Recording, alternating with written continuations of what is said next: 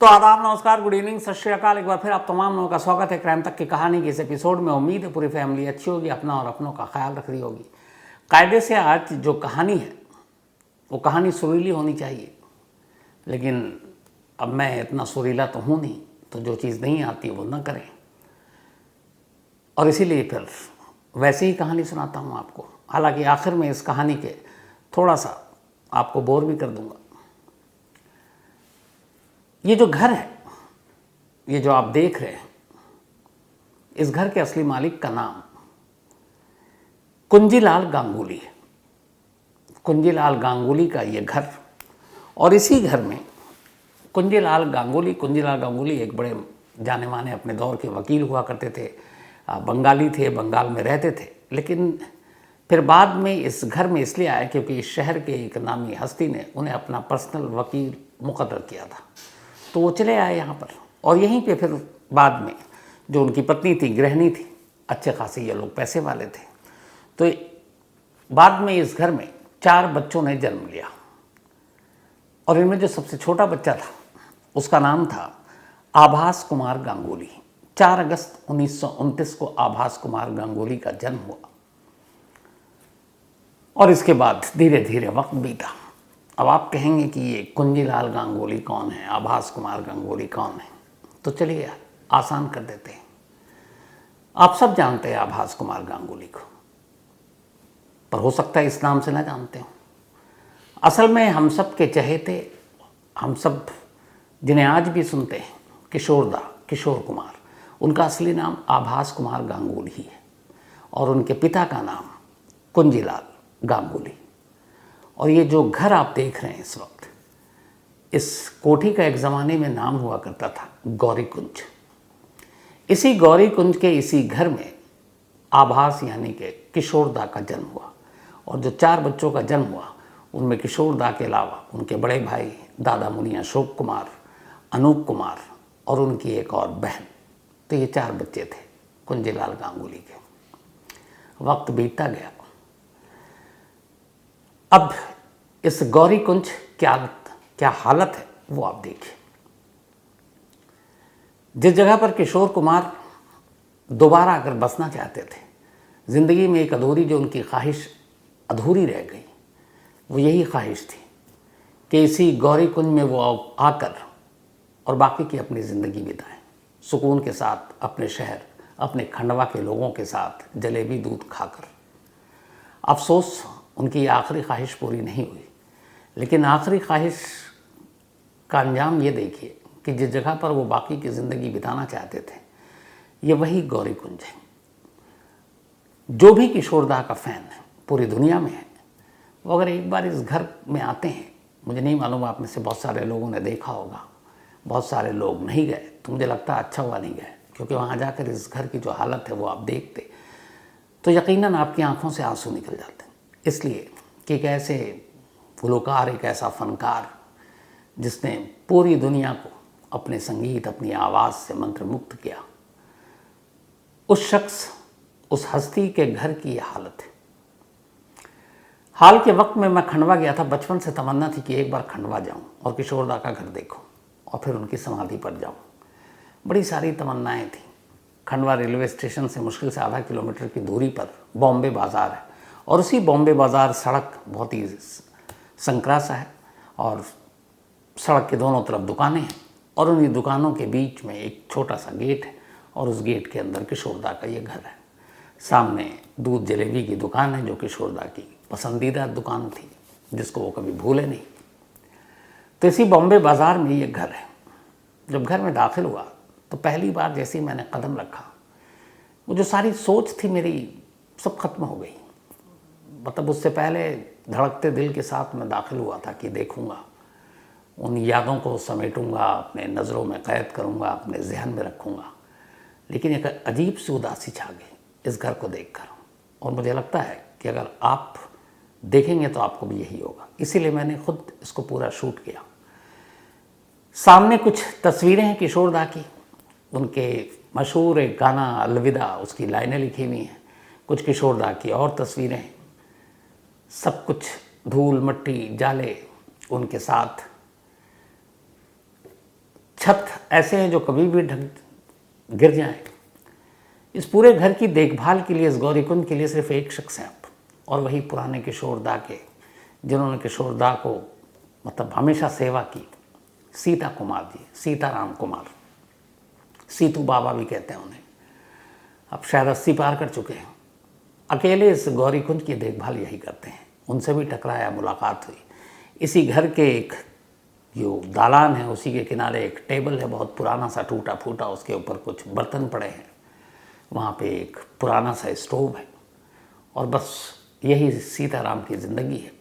कुछ किशोर दा के चाहने वाले आते हैं, कुछ पैसे दे देते हैं तो उनकी ज़रूरत पूरी हो जाती है, वरना वो जो मुंबई में अब ये घर की जो जिम्मेदारी है वो शायद अनूप कुमार के बेटे की है, तो कभी कभार पैसा भेज देते हैं तो चल जाता है। बाकी कोई मुंबई से आता नहीं है देखने के लिए किशोर दा के घर की क्या हालत है। इस पूरे घर को देखकर बहुत अफसोस हुआ।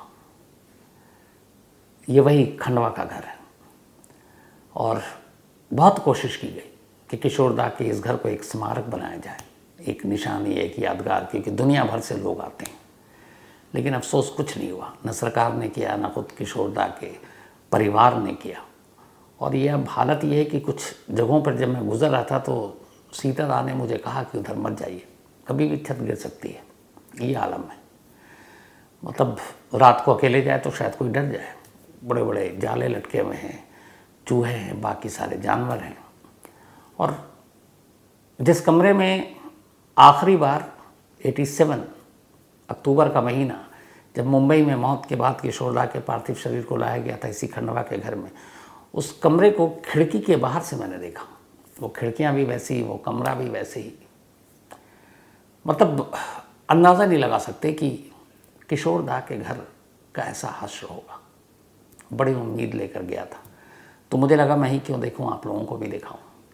और इसी घर से कुछ दूरी पर वो समाधि है किशोर कुमार की, जहाँ आज भी हर रोज़ किशोर दा के चाहने वाले, उनके दीवाने पहुँचते हैं और फिर वहाँ श्रद्धांजलि भी देते हैं, कुछ गुरु ज्ञान भी लेते हैं।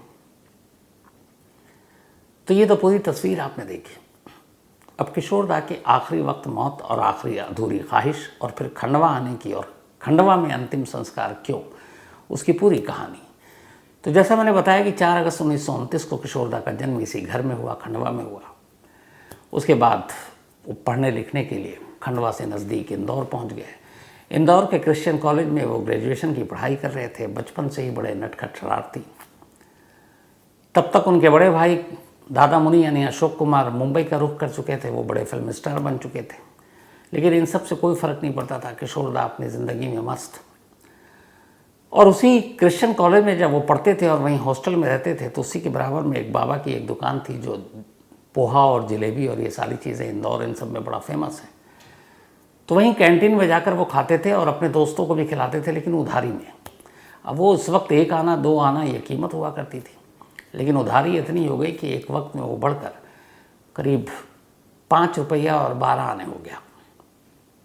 तो जब भी कैंटीन वाले किशोर दा से पैसे मांगते, वो चम्मच और प्लेट को ही तबला और वो बना देते टेबल पे और गाना गाना शुरू कर देते, 5 रुपया 12 आना, 5 रुपया 12 आना।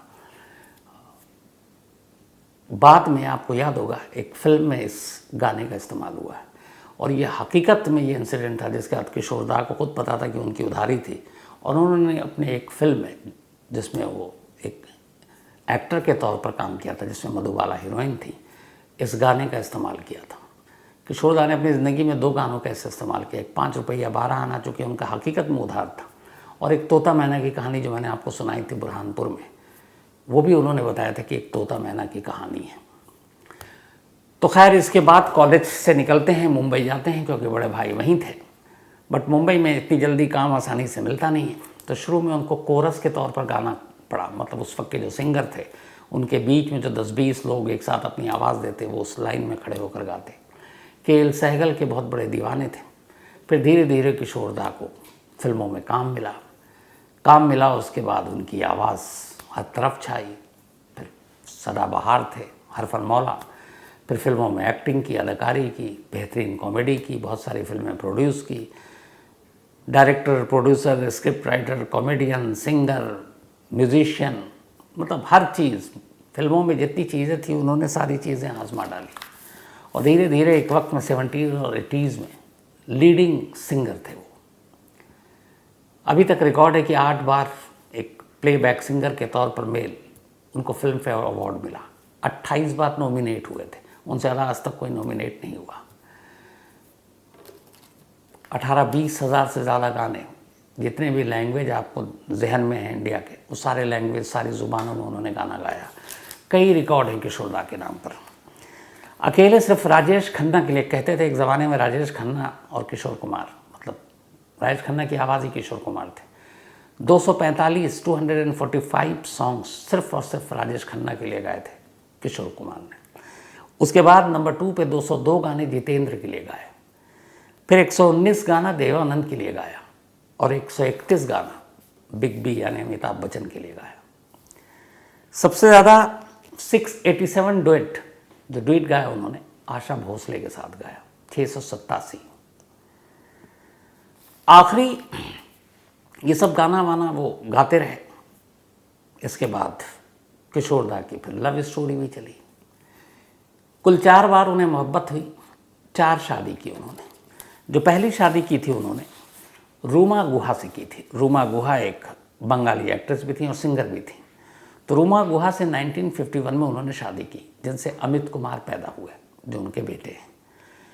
1951 में ये शादी हुई, लेकिन फिर शादी के कुछ साल के बाद पति पत्नी में इतनी बनी नहीं और आखिरकार लगभग 6-8 साल के बाद रूमा गुहा से किशोर दा ने तलाक ले लिया। एक बेटा था अमित। तलाक लेने के 2-3 साल के बाद किशोर दा को मधुबाला से प्यार हो गया। मधुबाला उस ज़माने की टॉप हीरोइन, बेहद खूबसूरत, उनकी खूबसूरती के चर्चे आज भी होते हैं और उनकी कई फिल्मों में वो साथ में काम कर रहे थे। जैसे हाफ टिकट के दौरान में शायद पहली बार दोनों में मोहब्बत हुई।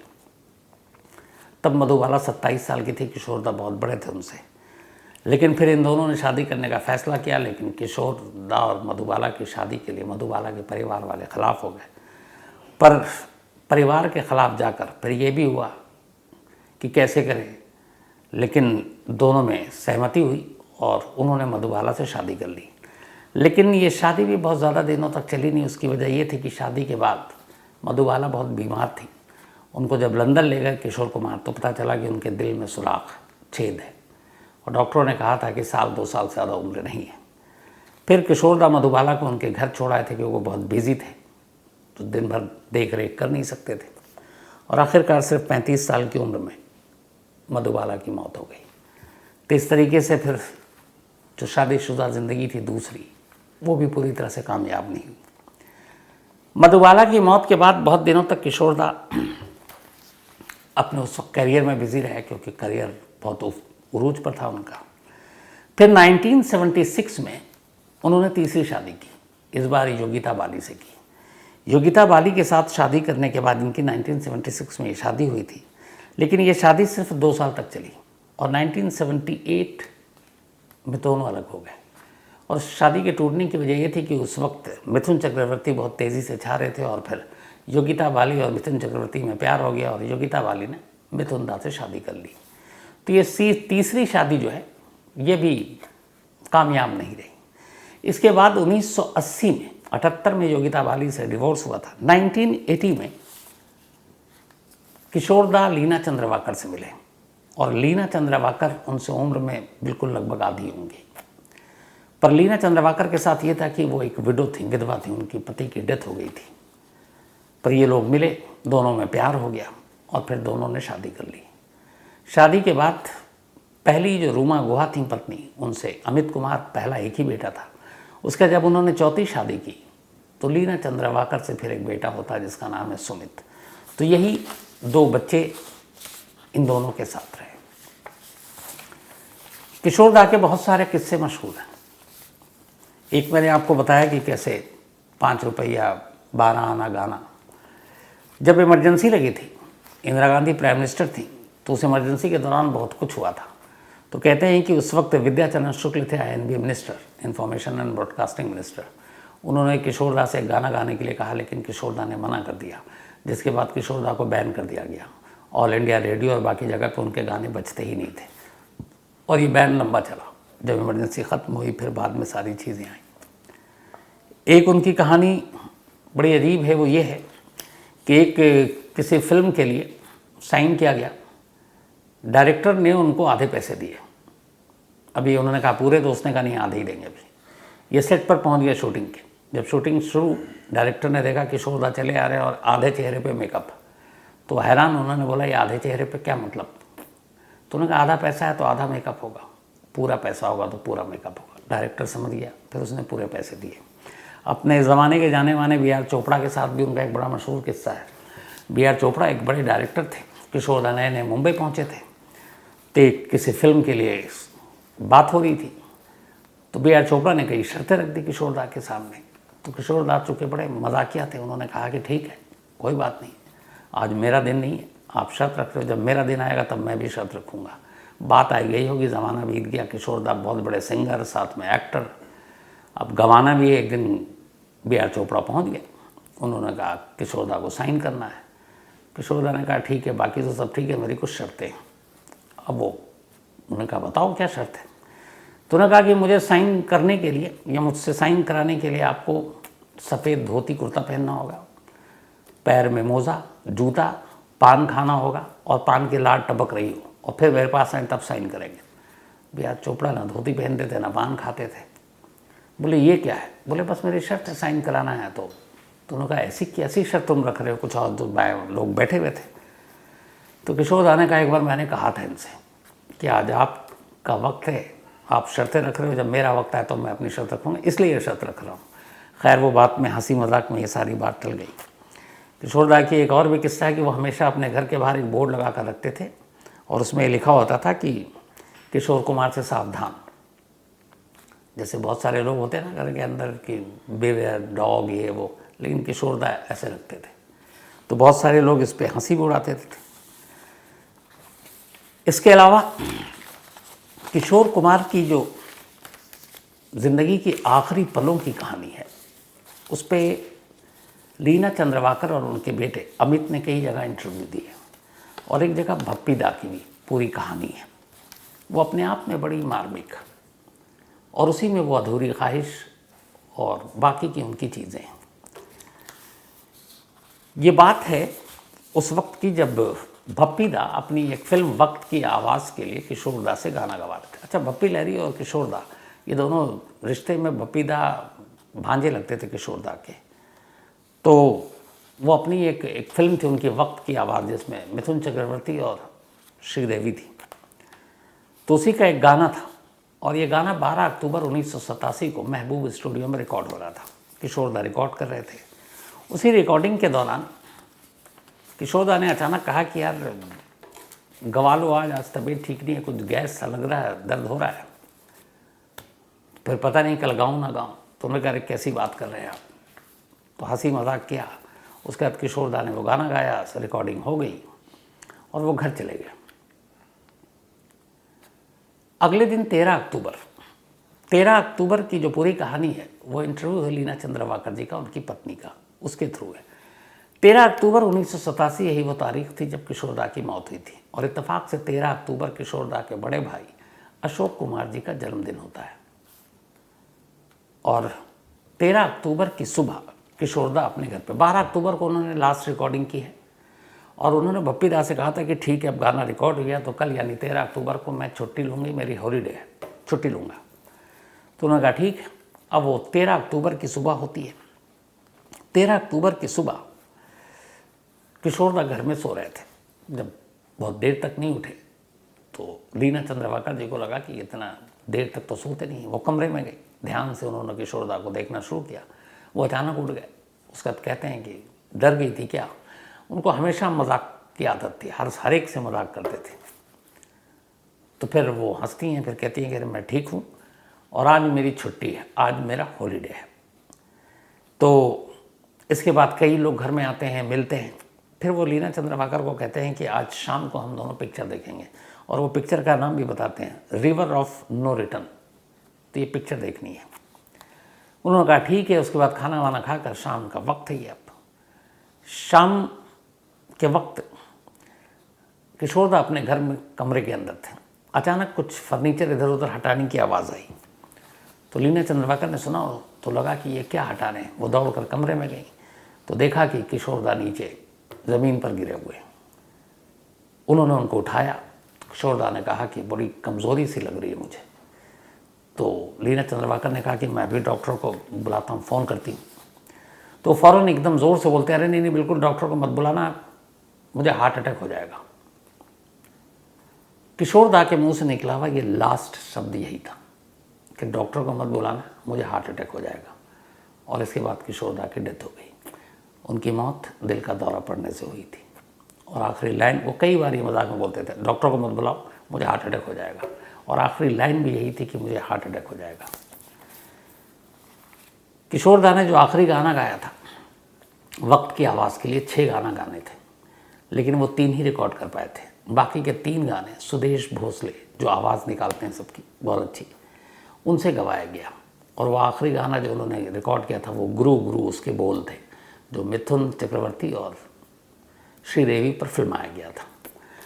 किशोरदा ने अपनी मौत से पहले एक अपनी ख्वाहिश जताई थी और पूरे परिवार को पता था, बल्कि 2 उनकी ख्वाहिश थी।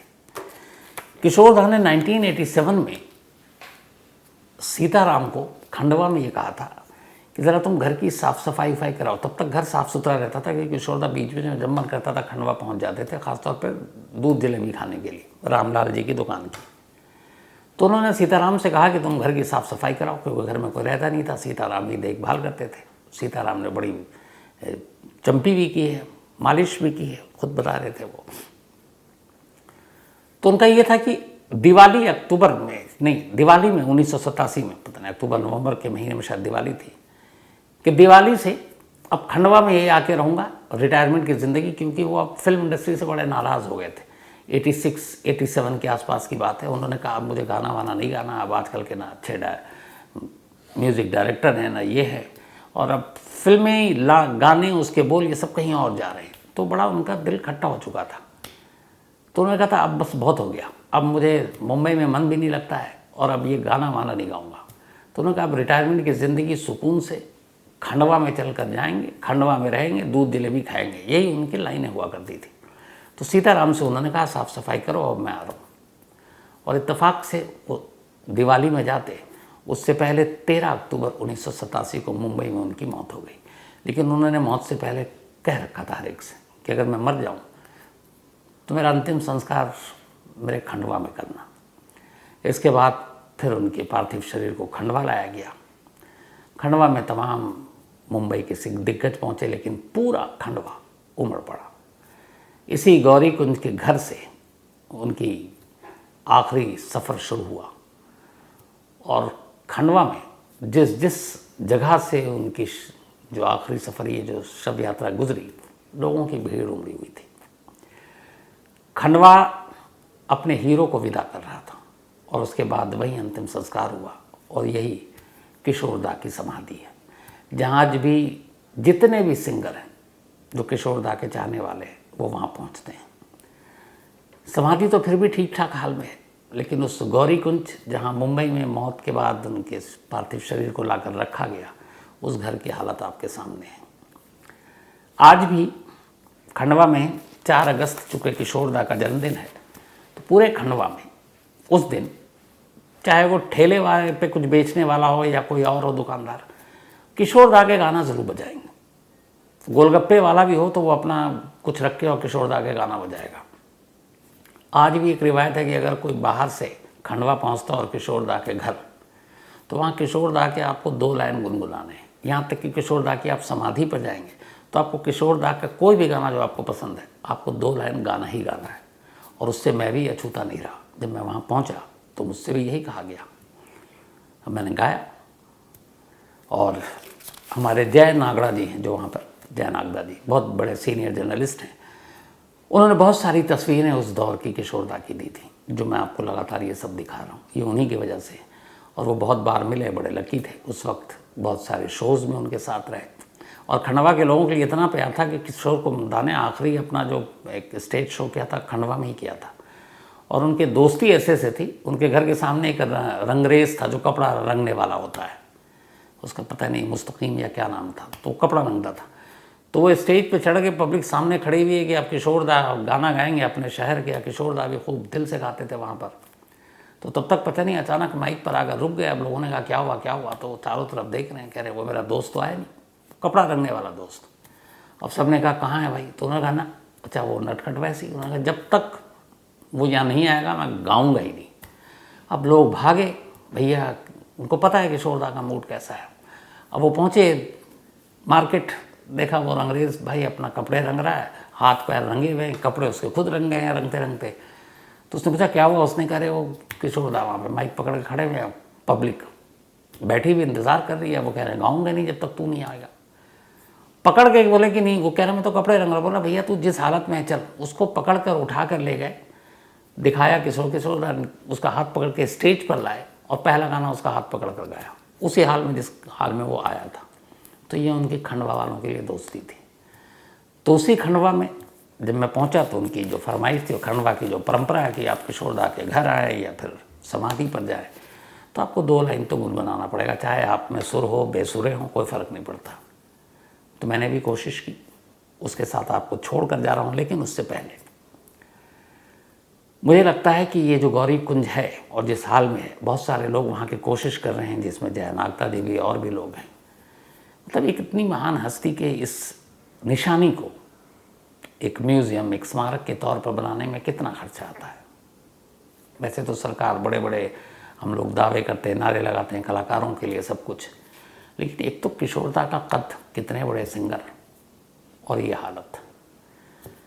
सच बताऊं तो ईमानदारी से आप लोग भी अपनी राय दीजिएगा, और जो लोग खंडवा के हैं और भी जो भी है आप ज़रूर बताइएगा।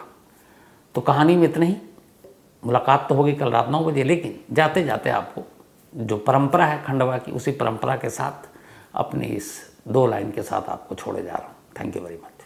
कभी टूट गया कभी तोड़ा गया, 100 बार मुझे फिर जोड़ा गया, कभी लुट लुट के कभी मिट मिट के बनता ही रहा हूँ मैं, घुंघरू की तरह बजता ही रहा हूँ मैं, घुंघरू की तरह। तो बस अंधेरे में ही सुना सकता था, क्योंकि सामने उजाले में सुनाने की हिम्मत नहीं थी, सुरीला हूँ नहीं। लेकिन किशोर दा की कहानी, परंपरा तो निभानी थी। अब मालूम नहीं जैसा भी था, लेकिन दिल से था। तो कहानी में आज इतना ही। अब आपसे मुलाकात होगी कल रात 9 बजे किसी नई कहानी के साथ। तब तक अपना और अपनों का ख्याल रखिएगा। Thank you very much.